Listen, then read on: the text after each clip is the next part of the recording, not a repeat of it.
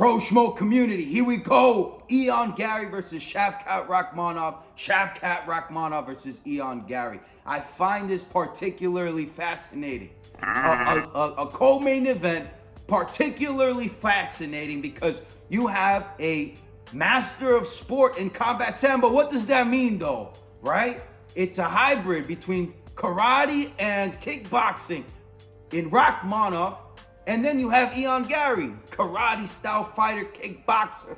And they're going to come together, and you may think that these guys are going to strike to death and probably potentially finish each other on the feet.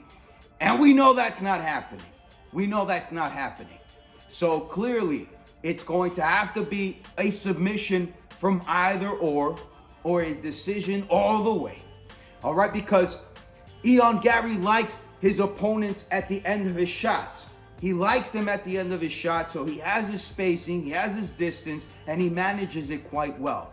Where Rakhmonov likes the clinching, all right? He seeks his opponents. He finds them as prey, to his clinch game, so then he can subdue them and submit them, all right? Particularly, I don't think that the wrestling will fare well with Garry. I think that would be incredibly naive of Shavkhat to employ on Garry, especially when we've seen it not so technical. All right, I don't think that if you've seen any film on Shavkhat utilizing his wrestling, certain maneuvers don't fare well with Eon's fighting style. All right, so you could find yourself in a wizard. You could find yourself with probably hooks or a back take on Shavkhat if he's not prudent in how he pursues Garry. But again, Shavkhat's gonna have to do a lot of chasing in this fight. And between both, strikers who have fought strikers to this day now, Saturday, December 7th, all right? They all fought strikers, particularly strikers, as they move through the rankings here so they can fight for a belt. They now face each other with a grappling threat. All right, and here's what's pretty cool about this fight too, folks. Things for you guys to consider. All right, if it sounds like a rant, all you got to do is send a DM to proschmobets.com, proschmo on Instagram, and we'll follow up. But listen, why this is amazing between these two is because I think Garry's going to fare victorious here. All right, it's something I didn't like particularly about Rakhmonov is that he's bullied his way through the ranks, not just with strikers, but also with fighters who are not in proportion to his height.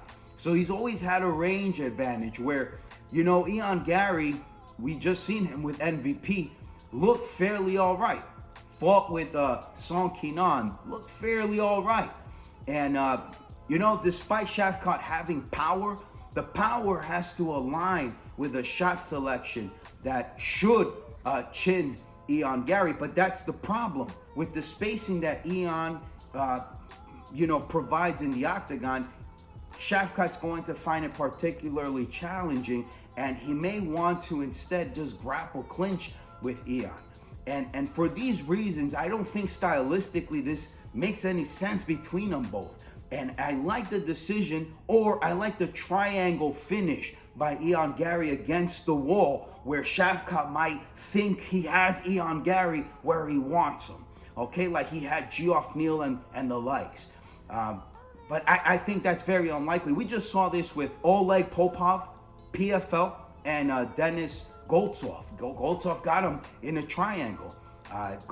Old Popov was very confident in attempting to mold Goltsov. And I think these things just don't fare well. I just don't think that Shavkhat particularly has the wrestling pedigree to do that to Garry. All right, folks, so I think that Eon's shot selection, his sequences are pretty sharp. It's going to give Rakhmonov trouble, all right, trouble. It'll be challenging in the octagon, particularly because Shavkhat Rakhmonov's cardio for 5 rounds, I don't think is quite there. I like that Luque Vicente is fighting on this card because when he faced Geoff Neal, I took note And I took note to the fact that Geoff Neal was being coached in the octagon there, the 20-footer over in Vegas, okay, at the Apex. And he was making adjustments, in-fight adjustments, and that's how he won his fight. All right, so particularly Geoff Neal, when facing Shavkhat, was incredibly confident, felt good.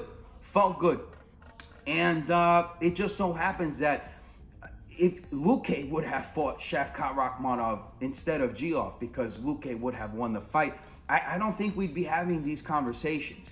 I also don't think that, Shavkhat is by any means average. I think he is stellar. I think he's an incredible athlete, but not at welterweight. Just like I thought the same about Chimaev, because the weight cuts just don't fare well for folks that size. He also has a torso that is above the average proportion of a welterweight, and I prefer him particularly at middleweight. So for this bet and for these reasons, again, if you want more information, you just got to visit or send a DM, proschmobets.com, Garry, moneyline.